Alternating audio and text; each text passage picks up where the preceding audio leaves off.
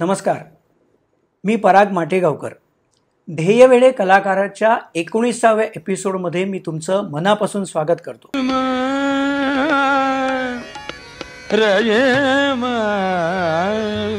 बाबा तो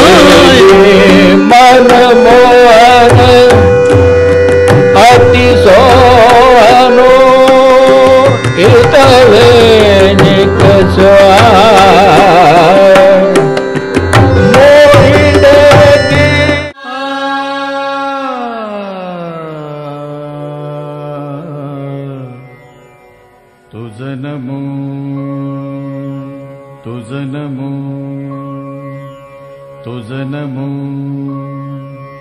ओंकार स्वरूपा सद्गुरु समर्था ओंकार स्वरूपा सद्गुरु समर्था अनाथाच्या नाथा तुझ नमो तुझ नमो तुझ नमो तुझ नमो तुझ नमो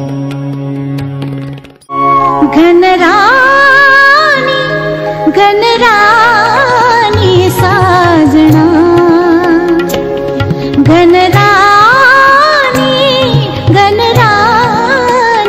साजना मी कशी तुझ्या सवे मी कशी तुझ्या सवे चुकली वाट रे चुकली वाट रे सांगना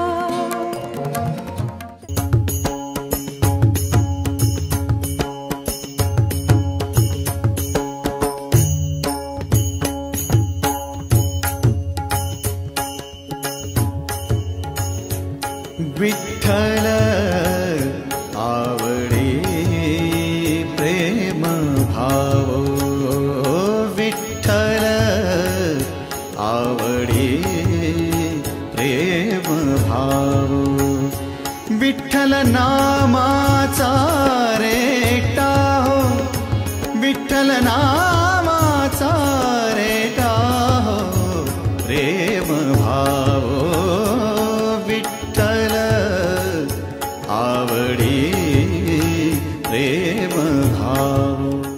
रसिक हो, तुम्ही पंडित जसराजजींची एक मैफिलीची क्लिप बघितली, त्यानंतर सलग काही गाणी ऐकलीत. जसराजजींसारख्या अनेक मैफिलींमधून ज्यांनी तबला वादन केलं आहे ते आपल्याला त्या क्लिपमध्ये वादन करताना दिसले आहेत. त्यांनीच नंतरची तुम्ही जी गाणी ऐकली ती सगळी त्यांनी मुळात वाजवलेली आहेत. तेच कलाकार म्हणजे आजचे पाहुणे, प्रसिद्ध संगीतकार आणि प्रसिद्ध तबलावादक केदार पंडित. केदार, नमस्कार. नमस्कार. केदार, तुला मी अनेक वर्षांपासून आपल्या इंडस्ट्रीमध्ये काम करताना बघतोय. मला वाटतं गेली 38 वर्ष या क्षेत्रात तू आहेस. वेगवेगळ्या स्तरावर तू काम करतोयस. त्यामुळे पर्सनली मला आणि स्वरश्रीच्या सगळ्या रसिकांना तुझ्याबद्दल जाणून घेण्याची इच्छा आहे. केदार, तुझे वडील म्हणजे संगीतकार प्रभाकर पंडित हे उत्तम संगीतकार होते. तुझी आई उत्तम व्हायोलिनिस्ट. मग तुझं लग्न झाल्यानंतर प्राची म्हणजे तुझी मिसेस हे उत्तम ॲक्ट्रेस आणि डान्सर. म्हणजे थोडक्यात काय, घरात सगळे कलाकार. पण तुझ्या बाबतीत हे लक्षात कधी आलं की आपल्या घरात एक चांगला कलाकार मुलगा आहे? म्हणजे तसं म्हणायला गेलं तर आपण म्हणतो ना की गर्भातच संस्कार होतात, तसेच झाले असणार माझ्या बाबतीत. कारण वडील तू म्हणलास तसं म्युझिक डिरेक्टर, व्हायोलिनिस्ट, आई त्यात, त्यामुळे संगीताचं वातावरण मी गर्भात असल्यापासूनच घरी आत होतो, त्यामुळे तेव्हाच संस्कार झाले असतील.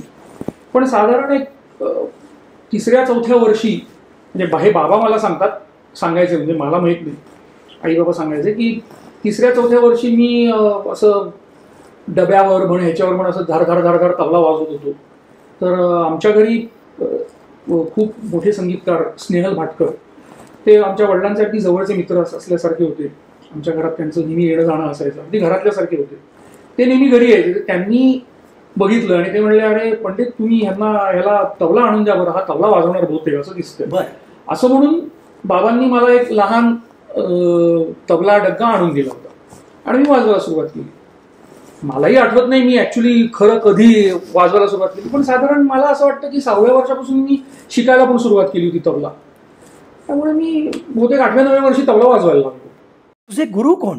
तसे म्हणजे सुरुवातीला मी थोडं मल्हारराव कुलकर्णी होते, त्यांच्याकडे थोडंसं शिकलो होतो. मग वसंतराव जोशी म्हणून होते, त्यांच्याकडे थोडंसं शिकलो. पण नंतर रेग्युलर ज्याला आपण शिक्षण म्हणतो, तबल्याचं प्रॉपर ज्याला गंडाबंद शिक्षण म्हणतो, ते मी घेतलं पंडित यशवंतराव केरकर, अजराडा घराणा, त्यांच्याकडून मी घेतलं. ते बँड्राला राहायचे, तिथे जाऊन मी त्यांच्याकडे शिकायचो. आणि मग मी गंडाबंद शिष्य आहे त्यांचा. आणि साधारण 89मध्ये 88-89च्या दरम्यान आमचे गुरुजी राहिले नाही, ते त्यांचं देहावसन झालं. त्यांनी जाताना मला सांगितलं होतं की माझ्या पश्चात तुझा म्हणजे माझे मोठे गुरुबंधू श्रीधर पाध्ये, जे माझ्याच गुरुजींचे शिष्य होते, त्यांच्याचकडे तू शिक. म्हणून मी ते गेल्यानंतर पंडित श्रीधर पाध्ये त्यांच्याकडे मग मी पुढे कंटिन्यू केलं शिकायला. तर ह्या दोघांच्याकडे माझं शिक्षण झालं, म्हणजे पंडित यशवंत केरकर आणि श्रीधर पाध्ये. तू फार यंग एजमध्ये, म्हणजे मला वाटतं 11वी-12वी असतानाच पंडित जसराजजींच्या मैफिलींमधून त्यांना रेग्युलरली साथ करायला सुरुवात केली होतीस. पण मला हे विचारायचं आहे की इतक्या यंग एजमध्ये या लेव्हलला वाजवणं म्हणजे आणि त्या तयारीने वाजवणं, याकरता मग तू नेमकं हे कसं साध्य केलंस? किती तास तुझा रियाज त्याकरता असायचा? रियाज ही एक वेगळी गोष्ट आहे, ही तर असायलाच पाहिजे, म्हणजे त्याशिवाय तुम्ही पुढे जाऊ शकत नाही. रियाज ही नुसती किल्ली नाही आहे, रियाज ही आवश्यकता आहे. कुलूप किल्ली सगळं तेच आहे, त्यामुळे रियाजाशिवाय पुढे गाडी हलतच नाही. पण माझ्या बाबतीत मी असं म्हणेन की मी खूप नशीबवान आहे, मी ब्लेस्ड आहे, आय एम म्हणजे माझ्यावरती कृपा आहे असं आपण म्हणूया. आणि हे मी अभिमानाने सांगत नाही, हे मी प्रामाणिकपणे सांगतोय की ही एखाद्याला जसं कसं भाग्य मिळतं तसं ते माझ्या बाबतीत भाग्य असेल असं मी मानतो.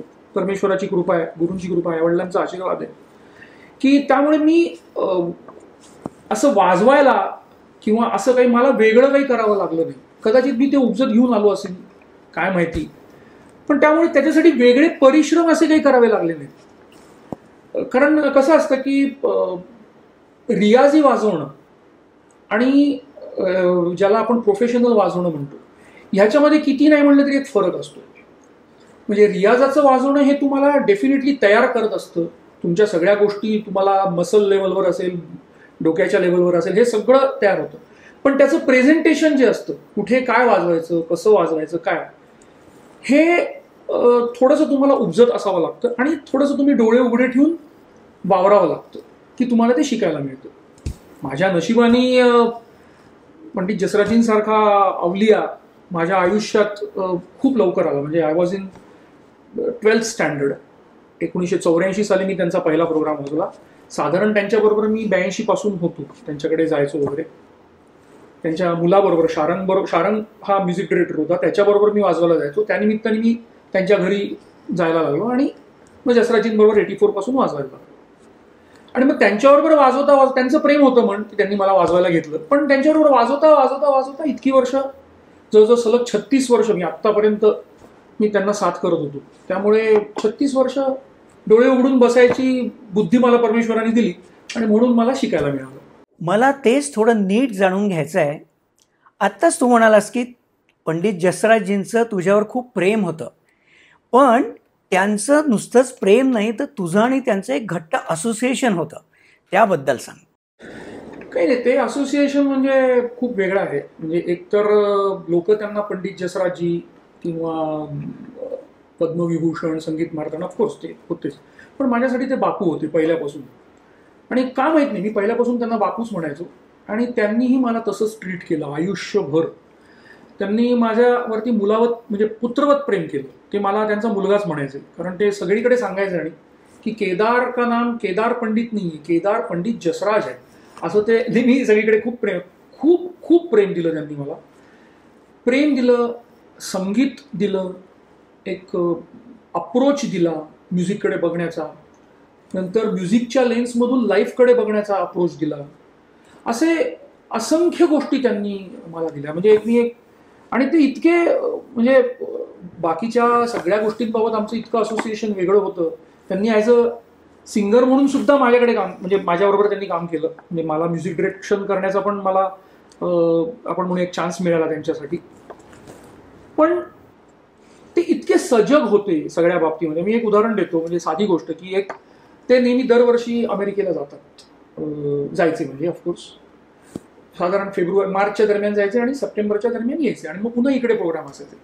तर तसे ते गेले होते आणि नेमका हे साधारण 98-99ची गोष्ट असेल. त्या दरम्यान माझं ॲज अ म्युझिक डिरेक्शन खूप काम चालू होतं, काही खूप एकसारखी प्रोजेक्ट्स होती. तर साधारण ते अमेरिकेला गेले होते त्यावेळेला इथे माझं भरपूर कामं चालू होती. नेहमीपेक्षा एक आपण असं म्हणून एक 25-30% रियाज थोडा कमी झाला असेल या सगळ्या गदारोळात. जो मी सकाळी नेहमी अजूनही करतो तो त्यावेळेला जो करायचो तो कमी झाला असेल. पण असं जाणीवपूर्वक काही मी कमी केला होता असं नाही, कामाच्या त्या गदारोळात तो कमी झाला असेल. आणि ते आले साधारण ऑगस्टमध्ये वगैरे आले आणि लगेचच एक प्रोग्राम होता तो वाजवायला मी गेलो. प्रोग्राम छान झाला, नेहमीसारखं सगळं गाणं बजावणं झालं, मी वाजलो. त्यांनी मला प्रोग्राम झाल्यानंतर बाजूला बोलवलं आणि म्हणले, केदार कुछ रियाज कम हो गया क्या, काय एकदम त्यांनी विचारलं.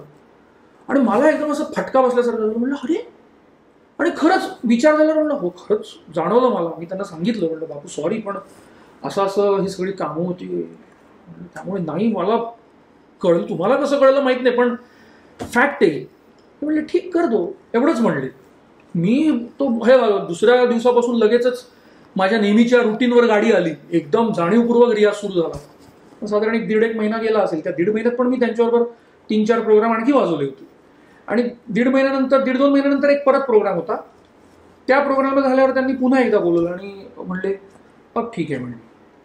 क्या बात आहे. किती कान हे असेल आणि म्हणजे आणि सजगता किती, आणि हे प्रेमाने सांगितलं, कुठेही सगळ्यांच्या समोर किंवा असं मुद्दा म्हणून. इतकं त्यांचं जवळचं असोसिएशन होतं. एकदा त्यांनी लंडनला मला असंच कागदावरती बसल्या असं लिहून दिलं, I love you Kedar from my heart. आणि ते असं लिहून दिल्यावर मी त्यांना म्हणलं बापू ये तो पंडित जसराज पुरस्कार हो गया मेरे लिए. ते म्हणले हां वही दिली. असं म्हणजे इतकं त्यांनी आणि इतक्या गोष्टी शिकवल्या त्यांनी असंख्य.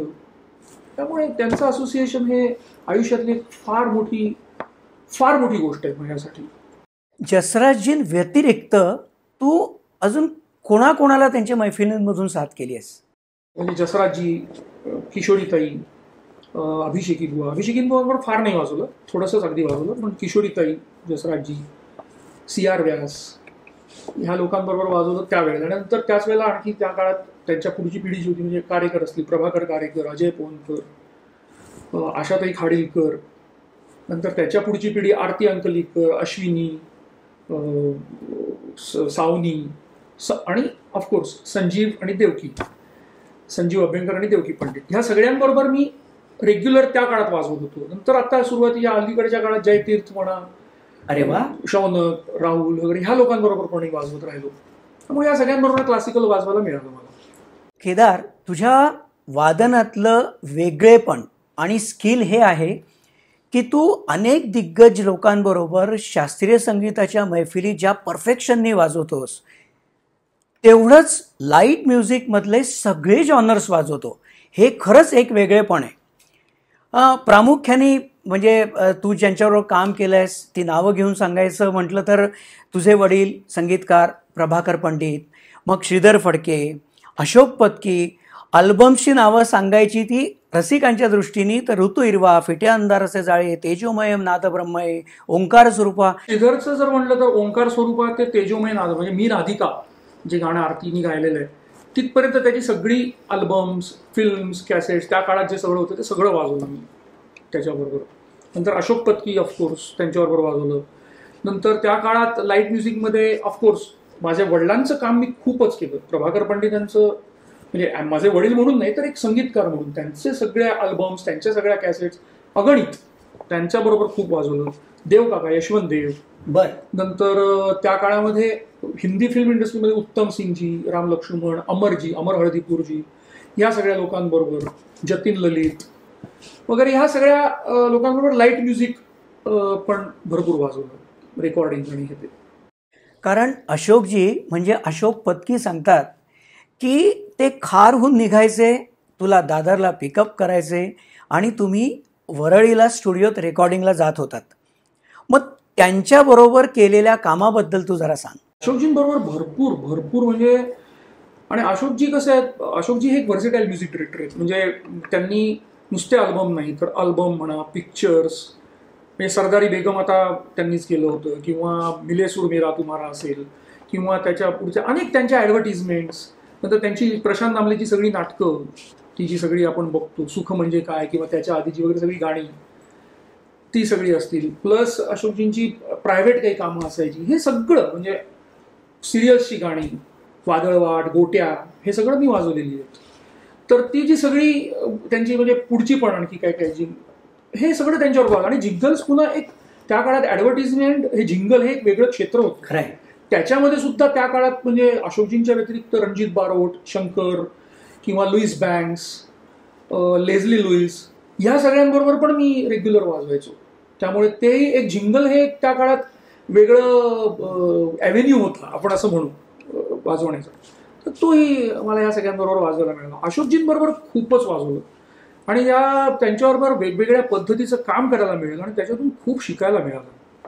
ही एक म्हणजे हा माझा एक बाबतीत मी पुन्हा म्हणलं ना की मी सुदैवी आहे खूप, I am a blessed in that way, की खूप मोठ्या लोकांबरोबर आणि नुसती नावानी मोठं नाही तर खऱ्या अर्थाने जाणकार असलेल्या लोकांबरोबर मला काम करायला मिळालं.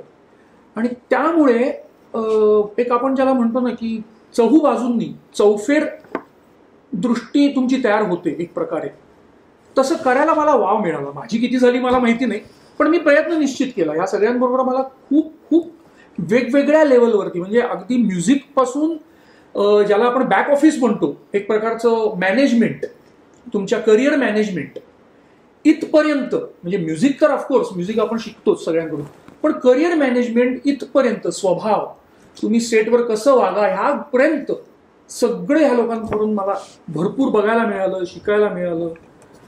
हे काय अगणित शिकायला मिळालं, एवढं वास्ट. खरंच मी सुदैवी आहे त्या बाबतीत असं म्हणेन. कमाल आहे.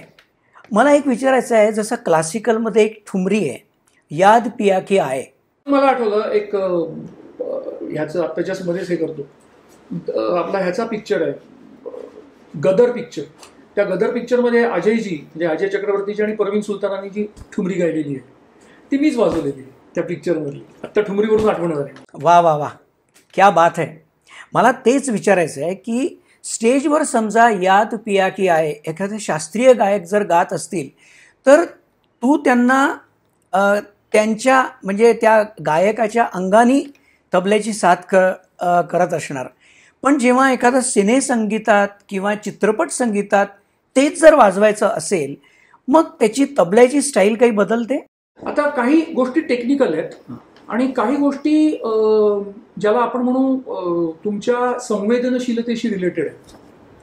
कारण मला पर्सनली असं वाटतं की क्लासिकल, हा माझा व्ह्यू आहे की क्लासिकल असो किंवा लाईट असो, तुम्ही ते वाजवताना, आमचे गुरुजी मला नेहमी सांगायचे की जब तुम संगत कर रहे, जेव्हा तू संगत करतोस तेव्हा पायात पाय घालू नकोस, गळ्यात गळा घाल. अरे वा, असं ते नेहमी मला सांगायचे. ते मी आयुष्यभर लक्षात ठेवलं.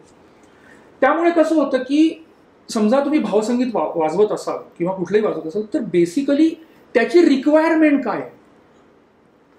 आणि संगीतामध्ये कोणी गायक असेल, वादक असेल, कोणी जेव्हा तो मी काय वाजवतो हे दाखवायला जातो तेव्हा तो फसतो. त्यामुळे त्या गाण्याला आवश्यक काय, मग तो प्रोग्राम असेल, ते रेकॉर्डिंगमधलं गाणं असेल, त्याला आवश्यक जे आहे ते मी वाजवलं पाहिजे. मी काय वाजवतो हे ज्या क्षणी मी दाखवायला जाईन त्या क्षणी तो फसतोच आणि मग ते नाही तर असर नाही करत. जर तुम्हाला तुमच्या वाजवण्याचा किंवा गाण्याचा, बजावण्याचा असर व्हावा असं वाटत असेल तर आधी स्वतःला विसरावं लागतं. तर ते कदाचित माझ्याकडून नेहमी होत होतं, कारण नकळतपणे काय आहे ना, मी त्या मूडमध्ये जातो.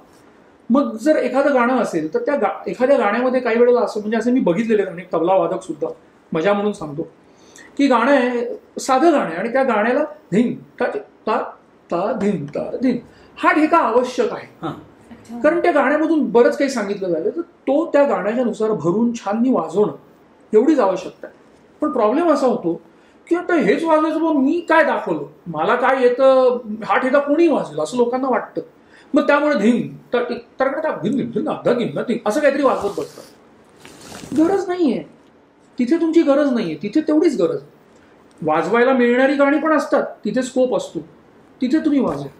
काही वेळेला तर हे तुम्हाला समजलं पाहिजे, ती संवेदनशीलता तुमच्यामध्ये असली पाहिजे. काही वेळेला असं होतं, एखाद्या प्रोग्राम, क्लासिकलचा प्रोग्राम वाजवत असतो त्यावेळेला त्या दिवशी हात असा छान, म्हणजे आपण म्हणतो ना आज आवाज छान आहे, तसा हात छान असतो. एखाद दिवशी आज छान जाईल हात असं असतं, पण त्या दिवशी नेमकी त्या गायकाची एक मानसिकता अशी असते की आज मला साधा ठेका मिळाला तर बरं होईल. त्या दिवशी संयम ही माझी सर्वात मोठी भूमिका असते. माझा हात किती तयार जात असला तरी त्या दिवशी मी संयम आणि त्याला ठेका कसा छान मिळेल हे वाजवावं. कधी कधी अशी उलटी परिस्थिती असते की आज गायकाचं थोडंसं हे असतं, त्याला प्रचंड सपोर्टची आवश्यकता असते की आज तू वाजव, हे कर ते कर. त्यावेळेला जर माझा हात जात नाही असं कर, त्यावेळेला रियाज उपयोगी येतो. क्या बात आहे. जर मी रियाजी असेन दररोजचा तर तो घाल म्हणला हात की मी त्या दिवशी हात घातला पाहिजे, तिथे मला स्कोप मिळू शकतो. पण मी ओव्हरशॅडो होता कामा नये. जर मी संगत करत असेल, मी जर सोलो वाजवत असेल तर मग माझा तो कल्पनाविष्कार आहे, माझी सगळी ही आहे की बाबा मी कसं वाजवीन, काय वाजवीन. पण तिथे सुद्धा मी विसरलो पाहिजे ते तुकडे किंवा ते जे गती, परण, कायदे जे आम्ही वाजवतो त्याची मजा. आणि सगळ्यात महत्वाचं आहे ना, संगीत हा एक प्रकारचा आनंद आहे. तो घेत जर तुम्ही करत राहिलात तर तुम्ही आपसूक ही व्हेरिएशन करू शकता. लाईट असेल, क्लासिकल असेल, म्हणजे त्या अनुरूप तुम्ही राहिलं पाहिजे. आणि आता दुसरा टेक्निकल पार्ट असा आहे की प्रोग्राममध्ये वाजवताना थोडं प्लेइंग लाऊड असावं लागतं थोडंसं, किंवा कधी कधी गायकाला ऐकू येणं, तुमची माईक सिस्टीम कशी आहे, काय आहे, ह्याच्यावरती बरंचसं डिपेंड होतं. रेकॉर्डिंगमध्ये मायक्रोफोन्स खूप चांगल्या दर्जाचे असतात, ते खूप जवळचे असतात. आता ऑफकोर्स प्रोग्राममध्ये पण खूप चांगल्या दर्जाची साऊंड सिस्टीम असते, सो तो फरक होतो. मग तिथे जर तेवढा लाऊड मी प्लेइंग केलं तर त्याचे हे चुकीचे होतात. नंतर काही घोष नोट्स असतात तबल्यामध्ये की सपसप आवाज येणं, जसं गायक म्हणतात ना की श्वासाचा आवाज येऊ नये, तसं आमच्या तबल्यामध्ये पण फसफस आवाज येणं. मग त्याच्यासाठी हाताचा ठेराव कसा ठेवून वाजवणं रेकॉर्डिंगच्या वेळेला, या सगळ्या काही गोष्टी असतात. नंतर रेकॉर्डिंगमध्ये काही लोकांना सवय असते की क्लासिकल लोकांना कम्पॅरेटिव्हली, सगळ्यांना असते असं नाही, पण ती एक सवय. आता दा देन देन दा दा देन देन दा दा तेन तेन ना त्रक देन देन दा हा ठेका वाजवायचा. तर लाईटमध्ये एका वेळेला अनेक लोक वाजवत असतात, वेगवेगळ्या गोष्टी तिथे घडत असतात. गिटार वाजते, पाठी काहीतरी वाजतंय, अनेक गोष्टी तिथे, म्हणजे अनेक प्रकारचे साऊंड तिथे असतात. आता त्याच्यामध्ये बऱ्याचशा क्लासिकल लोकांना त्रिताल वाजवताना सवय धा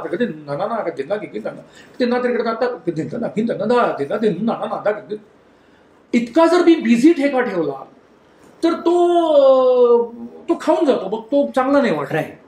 त्यामुळे मग तो कंट्रोल असणं की तो ठेका. पण मग धा देन देन दा दा देन देन, आता हे मी दा देन देन हे जे सगळं मधलं म्हणतोय, हे दाबगाजाचे प्रकार त्याच्यामध्ये येणं, तो बाया आणि चाटीचा बॅलन्स मी देणं, हा फार साऊंडचा विचार, हा फार महत्वाचा विचार आहे.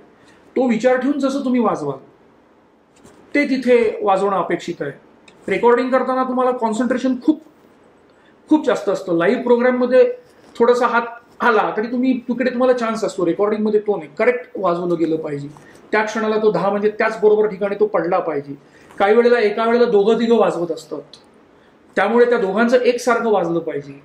प्रत्येकाची थोडीशी वाजवण्याची हाताची स्टाईल वेगळी असते, ती एकमेकांनी समजून घेऊन ते वाजवणं. काही वेळेला दुसरा समजत नसेल तर आपण समजून घेऊन त्याच्या पद्धतीने आपल्याला ऍडजस्ट करणं, अशा अनेक गोष्टी रेकॉर्डिंगमध्ये असतात. लाईक क्लासिकलमध्ये थोड्याशा वेगळ्या असतात.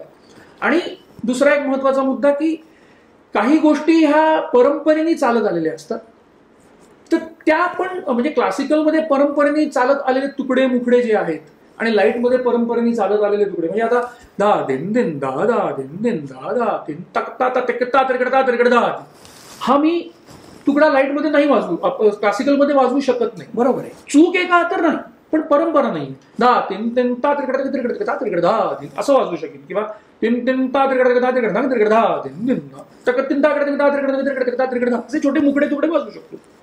पण लाईटमध्ये जे वाजवते कित्ता तिकित्ता धिन धिन धिन ना धिन धिन, हे मी कदाचित क्लासिकलमध्ये नाही वाजवू शकणार. हे परंपरेने चालत झालं. असं नाही की हे चूक आहे, शेवटी काय ते आवश्यक आहे कुठे जे वाजवत, पण काही पारंपरिक गोष्टी आहेत त्या तुम्ही त्याचं भान ठेवावं लागतं. ऋतू हिरवा या अल्बममधलं स्पेशली घनराणी हे जेव्हा गाणं आम्ही आमच्या कार्यक्रमात घेतो तेव्हा चांगल्या चांगल्या वादकांना तू मुळात वाजवलेलं घनराणी जे आहे ते अनेकदा ऐकावं लागतं. खरं आहे ते. पण मला हे सांग की मग हे जी पॅटर्न्स आहेत तबल्याची ही मुळात मग तूच ठरवतोस? त्यावेळेला त्या ठिकाणी जसं रेकॉर्डिंग होतं त्यावेळेला त्या गाण्याच्या नुसार आता कधी कधी मी ठरवलेले असतात, किंवा माझ्याबरोबर कोणीतरी को प्लेअर असतो त्याने ठरवलेला असतो, कधी कधी म्युझिक डिरेक्टर सांगतो. असं ते म्हणजे ग्रुप वर्क असतं त्यावेळेला, टीम वर्क. काही वेळेला मी ठरवलेलं असतं, असायचं बरेचदा. खूप छान सांगितलंस तू सगळं हे. तू क्लासिकल लाईट अनेक वर्षांपासनं खूप तयारीने आणि ताकदीनं वाजवतोयस. मग याकरता तबल्याची काही रियाजाची एक वेगळी पद्धत होती? नाही, रियाजामध्ये सगळ्यात महत्वाचं म्हणजे आमच्या गुरुजींनी जसं सांगितलं तसं काय, रियाजामध्ये अनेक गोष्टी असतात की मसलचा एक रियाज असतो, बैठकीचा एक रियाज असतो, म्हणजे बैठक तुमची स्थिर होणं, हात स्थिर होणं, ह्या सगळ्या गोष्टी रियाजामध्ये आवश्यक असतात. पण नॉर्मली काय होतं, आपण रियाज हा तयारीसाठी करतो जो आवश्यकच आहे. पण माझ्या दृष्टीने तयारीसाठीचा रियाज हा रियाजामधला एक भाग आहे. तुम्ही गाणं असेल, वाजवणं असेल कुठलंही, त्याच्याबरोबरीने टोन, प्रत्येक गोष्टीचा टोनचा रियाज हा अतिशय आवश्यक आहे. की तुम्ही जे वाजवताय ते कसं ऐकू येते हे तुम्ही त्रयस्थ बुद्धीने स्वतःचं स्वतः ऐकणं. ते तयार जरी वाजलं किंवा स्लो वाजलं तरी त्याचा टोन काय येतोय ह्या, आणि प्रत्येक गोष्ट तयार वाजली पाहिजे असं नाही. आमचे गुरुजी म्हणायचे तयारीचे कायदे वेगळे आहेत, खालचे वाजवण्याचे कायदे वेगळे आहेत, प्रत्येकाची आपली आपली जात आहे. हे सगळं ओळखून रियाज करणं.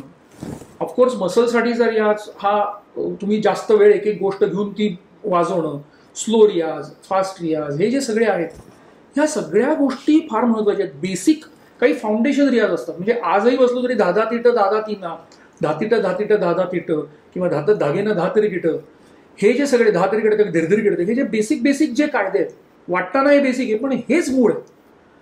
आपण म्हणतो ना बेसिकमध्येच राडा आहे एखाद्याच्या, हा जो आपला वाक्प्रचार असतो आपला नॉर्मल, हा महत्वाचा आहे. जर तुमचं बेसिक फाउंडेशन रियाजाचं पण जर पक्क असेल तर वरच्या गोष्टी सहज वाजायला लागतात. आणि म्हणजे आता आमचे गुरुजी नेहमी सांगायचे की जे वाजवतोयस ते पहिलं म्हणायला शिक. म्हणजे आता मी बऱ्याच मुलांना कधी कधी सांगतो, कधी काही वेळ असतात विचारलं की हे काय म्हणतोयस तर, आणि हे लाईटला खूप उपयोगी येतं, म्हणजे क्लासिकल आणि लाईट दोन्ही ठिकाणी.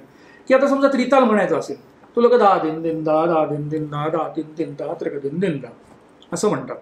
किंवा काही बोल असेल दा दी ना दा ती ना दा दी ना दा, किंवा एखादा कायदा असेल दातत धागे ना दा तरीकडे दातत धागे ती ना की ना तातत धागे ना ता तरीकडे, ही म्हणण्याची स्टाईल नाही. जर तुम्ही असं म्हणलात तर असंच वाजवणार. गुरुजी म्हणायचे आधी म्हणायला शिक, धातत धागे ना दा तरीकडे धातत धागे ती ना की ना तागे ना ता तरीकडे धातत धागे ती. आता हा दा दा दा दिन दिन दा दा दिन दिन दा, हे जे मी त्यातले दाबगाज म्हणतोय ते मी काढण्याचा प्रयत्न करतो आपोआप, की माझा टोन सुधारतो. दादिन दिंदा नाही, तो दादिन दिंदा आहे. हे जे आहे हे जर तुम्ही विचार केला, दा घे ना कधी ना दहा दहा दिने घेणे दा कधी घे ना कधी घे ना, हे म्हणताना असंच वाजलं पाहिजे. दिने घे ना कधी दहा दहा दिने घेणे दा कधी घे ना कधी घे ना दागे तरी कडे घे तरी कडे दिने घेणे दागे तरी कडे घे ना घे दिने घे दा घे तरी घेणे दागे तरी घे तरी घेणे पुन्हा घे दागे तरी घे तरी घेणे दागे तरी घे तरी घेणे पुन्हा घे दागे तरी दा घे तरी घे पुन्हा घे ता. आता हा कायदा जर वाजवायचा असेल तर दा घे तरी घेणे दा घे दा घे दा घे हे आलं पाहिजे. दा घे तरी घेणे दागे तरी घे तरी घेणे पुन्हा घे दागे तरी घे. लोक मग उगाच तबल्याचा रियाज खूप तयार असतो पण टोन नाही.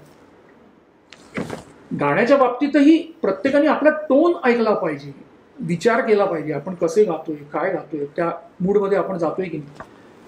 हा रियाजाचा पण एक एक्स्ट्रा लोकांनी विचार केला पाहिजे. साऊंड स्वतःचा स्वतः त्रयस्थपणे ऐकायचा विचार केला पाहिजे. आणि लाईट म्युझिकमध्ये आता धे किन्ना दिल गिन्ना असं नाही. आता केरवा हा झाला पण लाईटमध्ये आपण त्याचे वेगवेगळे पॅटर्न्स करून वागतो.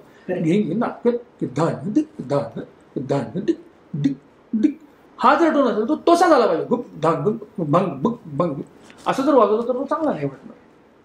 धा धी ना धा ती किंवा धा धिम धिम दा धिम धिम दा धिम धिम दा हे आलं पाहिजे. हा स्वतः ऐकण्याचा एक रियाज पण प्रत्येकाने करायला पाहिजे असं मला वाटतं. तू सांगितल्याप्रमाणे क्लासिकल फील्डमधल्या सगळ्या दिग्गज कलाकारांपासून ते लाईट म्युझिकमधल्या सगळ्या दिग्गज कलाकारांपर्यंत तू अनेक वर्षांपासून साथ करतोयस. तेच तुला खरं तर खूप पुरत असणार. मग इकडे हिंदी इंडस्ट्रीमध्ये अन्नू मलिकजींबरोबर सुद्धा तू ये काली काली आखेपर्यंत काम केलंयस. मग ही सगळी टाईम मॅनेजमेंट तू कशी करत होतास? महिन्यातले किती दिवस काम करत होतास? 30 पैकी 29 दिवस. एक दिवस सुद्धा मी हातच्याला घालतोय, पण ऍक्च्युली म्हणजे 30 पैकी 29 दिवस. कारण कसं होतं की त्या काळात मोबाईल वगैरे ह्या गोष्टी म्हणजे कित्येकदा अशी मजा असायची. अशोकजींच्याच बाबतीत मजा सांगतो की 8 वाजता सकाळी एक जिंगल असायचं. 8 ते 10 जिंगल वाजवलं. रेडिओ आणि त्यावेळेला काम खूप व्हायचं त्यांचं. मग 10 ते 6 काहीतरी कॅसेट वगैरे असं एक कोणाचं तरी काम असायचं. आता ते करून मी घरी येते. मी शिवाजी पार्कला राहायचो. वरळीहून घरी आलो त्यावेळेला मोबाईल नसायचे. घरी येऊन पोचेपर्यंत पुन्हा अशोकजींचा फोन यायचा, अरे काय करतोय, परत ये जरा, एक जिंगल आहे. मग मी पुन्हा काहीतरी चहा बी घेतला, पुन्हा गेलो. 7 वाजता 7 ते 9 साडेनऊ पर्यंत जिंगल वाजवायचं. परत घरी यायचं.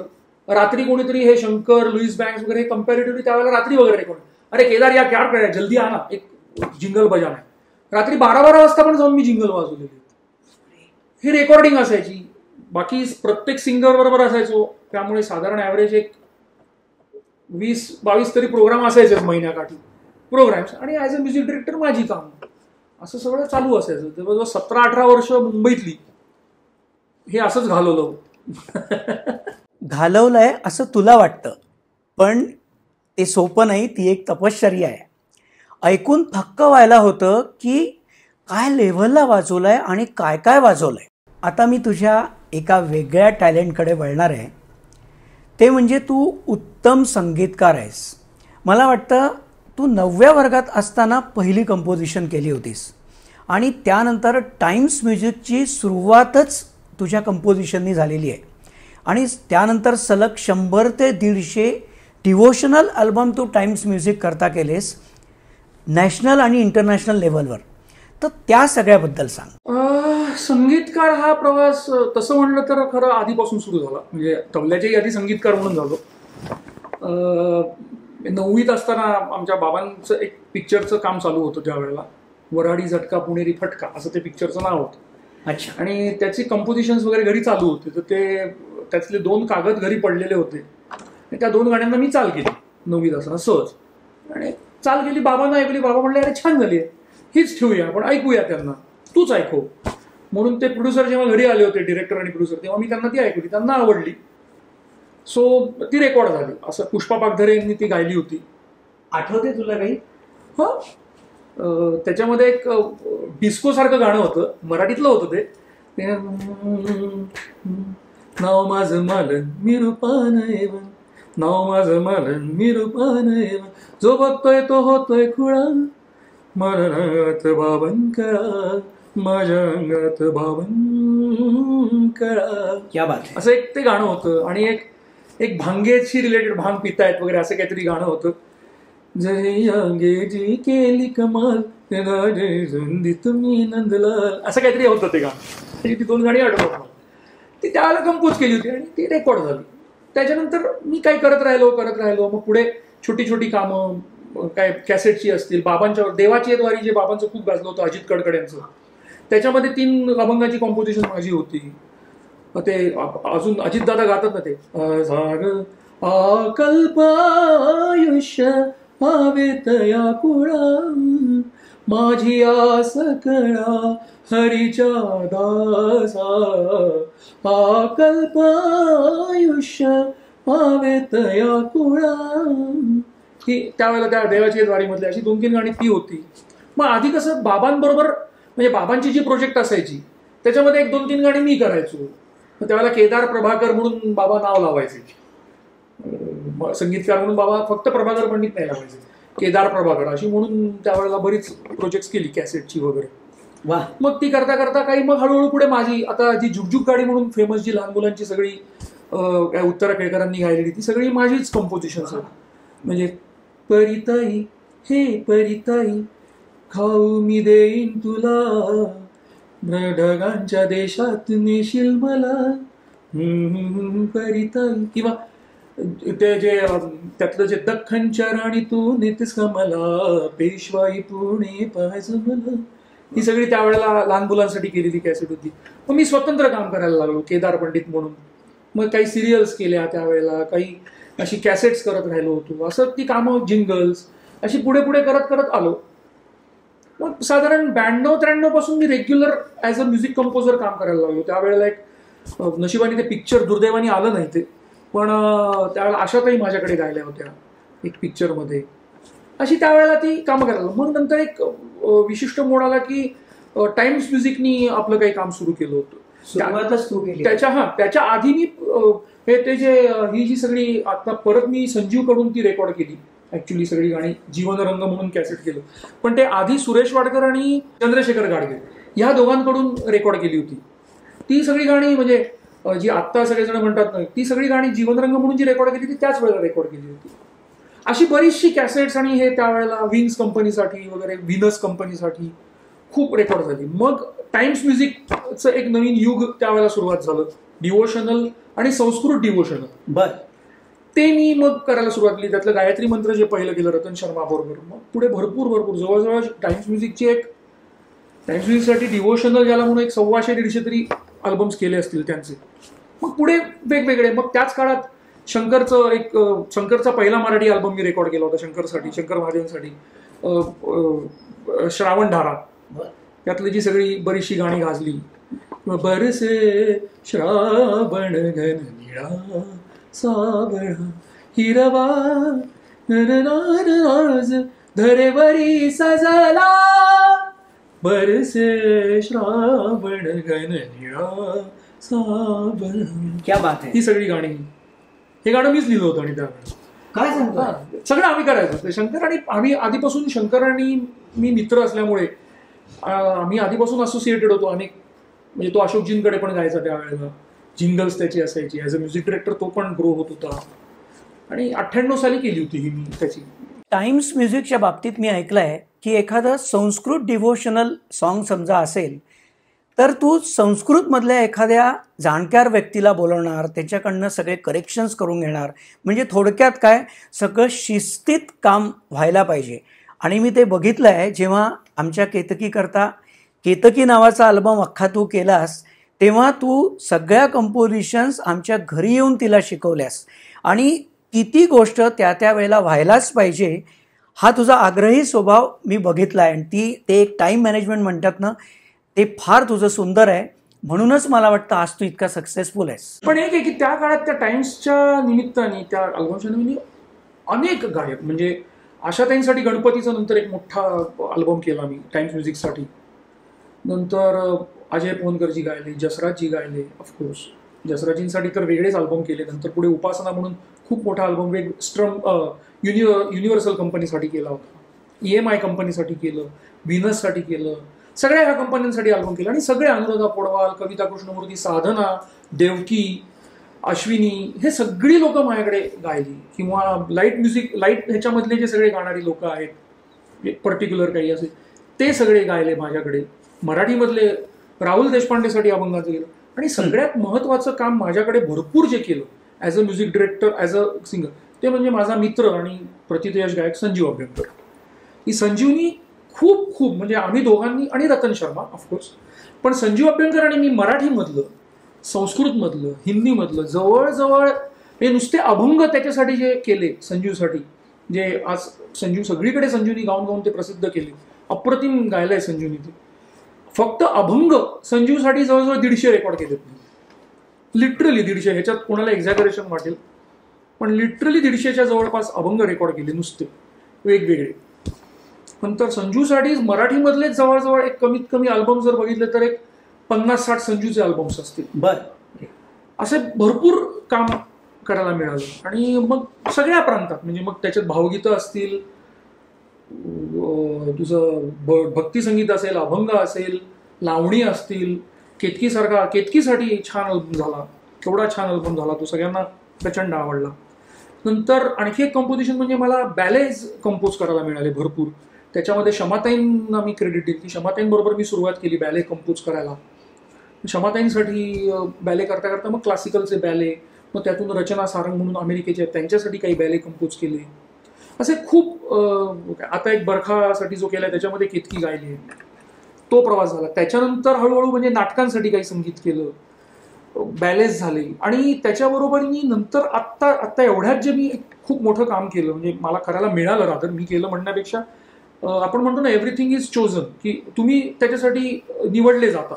तसं आत्ता एक ह्या 2 वर्षापूर्वी जे मोठं काम केलं म्हणजे स्वामी विवेकानंदांची त्यांचं जे भाषण झालं शिकागोला, त्याचं 125वी जी ही होती त्याची आपण म्हणूया 125 वर्ष त्या भाषणाला झाली. म्हणून रामकृष्ण मठ किंवा रामकृष्ण मिशन, तर पुण्याचा जो रामकृष्ण मठ आहे त्यांनी ते सेलिब्रेशन करण्याकरता एक मोठं नाटक लिहिलं होतं.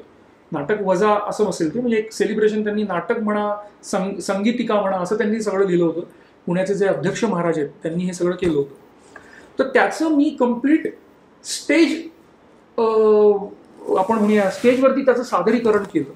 मग त्याच्यामध्ये नृत्य, संगीत, नाटक असं सगळा भाग घेऊन म्हणजे सर्व ज्याला मल्टी हे म्हणूया प्रेझेंटेशन, त्याच्यामध्ये LED वापरलाय आम्ही. जवळजवळ डान्सर्स 22 डान्सर्स त्याच्यामध्ये नाचत असतात, वेगवेगळे डान्स, आणि ते खूप मोठं, त्याचं डिरेक्शन पण मीच केलं होतं. आणि तो सगळा संगीत आणि असा एक मोठा स्टेज शो, जी माझी खूप ड्रीम होतं की असं काहीतरी करायला मिळावं छान, तर ते करायला मला मिळालं. माझी मिसेस प्राची, जी तू मगाशी उल्लेख केला, तिने त्यावेळेला दुर्गाजली गौरीमध्ये काम केलं होतं आणि ती दुर्गाचंच मेन काम करायची. ते मी तेव्हापासून बघितलं होतं, अनेक वर्ष ते बघतो. तर तसं काहीतरी एक प्रेझेंटेशन चांगलं मोठ्या प्रमाणात करायला मिळावं अशी माझी पहिल्यापासून इच्छा होती. ते खूप छान नाटक आणि खूप छान संगीत आणि खूप छान डान्स असं ते सगळं बघितलेलं होतं. ते ह्या निमित्ताने मला फक्त हा विषय वेगळा, ऑफकोर्स विवेकानंद हा विषय होता आणि खूप मजा आली. ते आता एक रिसेंट माझ्या आयुष्यात. नंतर सगळ्यात मोठं म्युझिक डिरेक्टर म्हणून मला एक आणखी काम करायला मिळालं, म्हणजे त्याचं गिनीज बुकमध्ये ते नाव गेलं. म्हणजे 2011 साली श्री रविशंकर यांनी एक अंतर्नाद म्हणून इथे एक मोठा प्रोग्राम केला होता की ज्याच्यामध्ये 2700 सिंगर्स ॲट अ टाइम स्टेजवरती गाणार होते. तर त्या सगळ्या गाण्यांचं म्युझिक डिरेक्शन, नंतर त्या 2700 लोकांकडून ते बसवून घेणं, त्याच्याबरोबर मेन सिंगर होतेच, राजन साजनजी होते, शंकर होता, ही सगळे सिंगर्स होतेच त्याच्यामध्ये गाणी. पण ते फिक्स करून त्या सगळ्या 2700 लोकांचं, आणि खरोखर देवाची कृपा अशी की फ्लॉलेस प्रोग्राम, लिटरली म्हणजे हे घडू शकतं, हे होऊ शकत नाही किंवा करू शकत नाही, हे होऊ शकतं किंवा घडू शकतं. तर तसंच तो झाला प्रोग्राम. 2011 साली पुण्यातच तो मोठा प्रोग्राम झाला होता. 2700 सिंगर्स एका वेळेला ऑन स्टेज, अंतर्नाद आम्ही तो प्रोग्राम केला होता. 12 गाणी होती, 10 का 12 गाणी होती. त्याची कंपोजिशन्स आणि ते सगळ्यांचं करायला मिळालं मला, आणि ते गिनीज बुकमध्ये त्याचं नाव गेलं. So that was a really a great achievement for me. पण हे केवळ तुझा ॲप्रोच, तुझा प्रामाणिकपणा, कामाची लगन आणि मेहनत यामुळेच शक्य झालं आहे, हे निर्विवाद सत्य आहे. मला जाता जाता तुला एक प्रश्न विचारायचा आहे की जसं तू 9व्या-10व्या वर्गात असतानापासून गेली 38 वर्ष सातत्याने काम करतोय, मग येणारी नवीन जनरेशन जी आहे त्यांना जर या पद्धतीने काम करायचं असेल, काम करायची इच्छा असेल, तर नेमकं त्यांनी काय करावं बदलत्या काळानुसार? एकतर काळाप्रमाणे बदलावं. सगळ्यात महत्त्वाचं मी सांगेन, जुन्या काळाला कवटाळत बसू नये. हा सगळ्यात महत्त्वाचं मी मोकळेपणे सांगतो. जितकं तुम्ही जुन्या काळाला आणि जुन्या लोकांना कवटाळत बसाल, तितकं तुम्ही नवीन काही करू शकत नाही.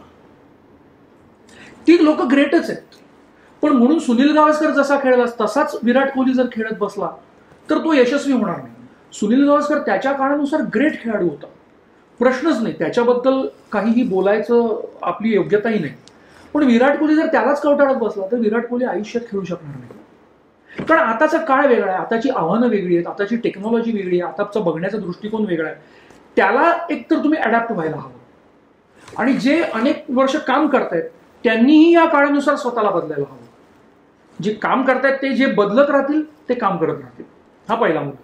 पण जे नवीन आहेत त्यांनी, मी म्हणेन की ज्यांना संगीतकार व्हायचं असेल, आपण संगीतकार हा जर विषय घेतला तर माझं म्हणणं आहे की एक गोष्ट असते की तुम्ही संगीतकार म्हणजे काय करता, तर आयदर शब्द, पूर्वीच्या काळात संगीतकार ही काय होते की कवितेला चाल लावणं, शब्दाला चाल लावणं, एवढ्यापुरतंच संगीतकार असणं ही कन्सेप्ट होती. बरं, आता ती खूप वास्ट झाली.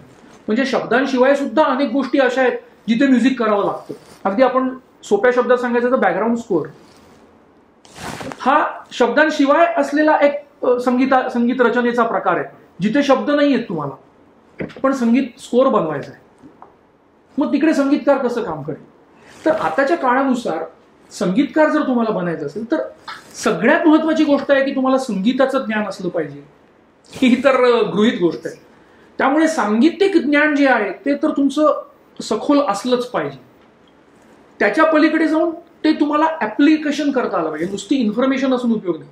इन्फॉर्मेशन टू ऍप्लिकेशन हा प्रवास तुम्हाला करता आला पाहिजे. जे तुम्ही इन्फॉर्मेशन तुमच्या डोक्यात आहे ती तुम्हाला अप्लाय करता आली पाहिजे. बरोबर आहे. ती अप्लाय करणं म्हणजे थोडक्यात त्याच्यासाठी रियाज म्हणा, त्याच्यासाठी ह्या सगळ्या गोष्टी करणं आवश्यक आहे की जे तुम्हाला अप्लाय करता. म्हणजे मला गाणं माहिती आहे पण मला गाता पण आलं पाहिजे.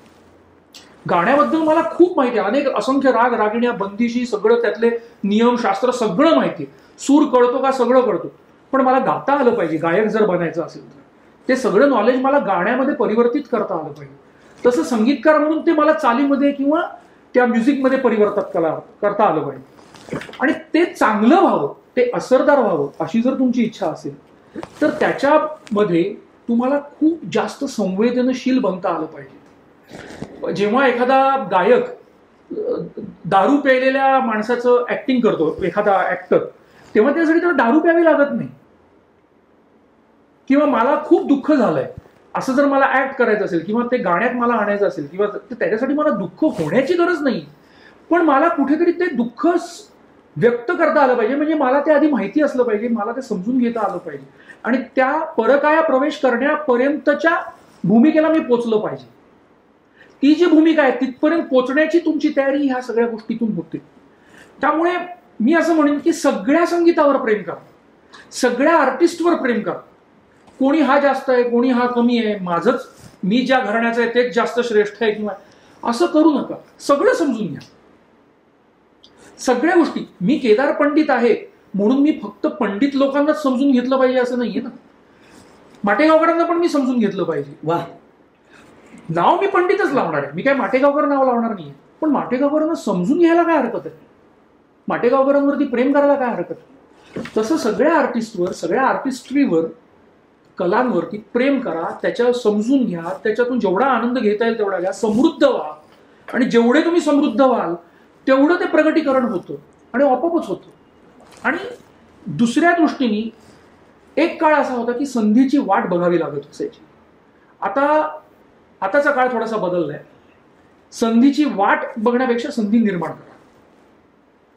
काळाप्रमाणे संधी निर्माण करायला तुम्हाला खूप गोष्टी आहेत, त्याचा योग्य वापर करा, एथिकल वापर करा. नॉन एथिकल करू नका, पण एथिकल वापर करून अगदी योग्य पद्धतीने आजच्या काळाप्रमाणे संधीचा उपयोग करा, पण संधी निर्माण पण करा. तर आजच्या काळात हे प्रोफेशन म्हणून करणं शक्य आहे. आणि एक शेवटची गोष्ट महत्वाची सांगतो की जेव्हा हे तुम्ही प्रोफेशन म्हणून करता तेव्हा प्रोफेशनचे पण नियम असतात. बरोबर आहे. म्हणजे तिथे वेळेत पोचणं, वेळेत करणं. जसं जर तुम्ही एखादा बिझनेस करत असाल आणि माल प्रोड्यूस करत असाल तर तुमचा माल खूप चांगला आहे म्हणून चालत नाही, त्याची ऍडव्हर्टाईज पण करावी लागते. पण ऍडव्हर्टाईज करणं म्हणजे दुसऱ्याला कमी लेखणं किंवा दुसऱ्याच्या घरी जाऊन पाय चाटणं हा प्रकार होत नाही. पण माझा माल कसा चांगला आहे हे तुम्हाला दाखवावं लागतं. त्यासाठी तो आधी माल चांगला असावा लागतो. माल चांगला आहे हे दाखवावं लागतं. परत तेवढं नाही, मग तो वेळेत पोचवावा लागतो, त्याला आफ्टर सेल सर्व्हिस द्यायला लागते. हे जर हा बिझनेस म्हणून स्वीकारायचं असेल तर हे पण सगळं करता आलं पाहिजे. आणि आयुष्यभर तुम्हाला जर टिकायचं असेल, टिकाऊपणा वाढवायचा असेल तर माझ्या गुरुजींनी सांगितलेली एक गोष्ट शेवटची सांगतो की बाहेरच्या चपल्या या बाहेर काढायच्या आणि घरातल्या स्लिपर्स या घरी वापरायच्या. हे जर आपण करू शकलो तर घरात, बाहेर आणि आयुष्य शांत समाधानी राहून तुम्ही सगळं आनंदाने करू शकता. वा वा केदार, स्वरश्रीच्या रसिकांना आज तबला या विषयाची तू एक त्यांच्याशी संवाद साधून छान माहिती करून दिली. आणि एक कुठलीही कला जोपासताना त्यामागे नेमका काय विचार असायला हवा हे तू छान सांगितलंस. थँक्यू. स्वरश्रीतर्फे आणि माझ्यातर्फे मनापासून आभार. स्वरश्रीला लाईक करा, सबस्क्राईब करा आणि शेअर करा.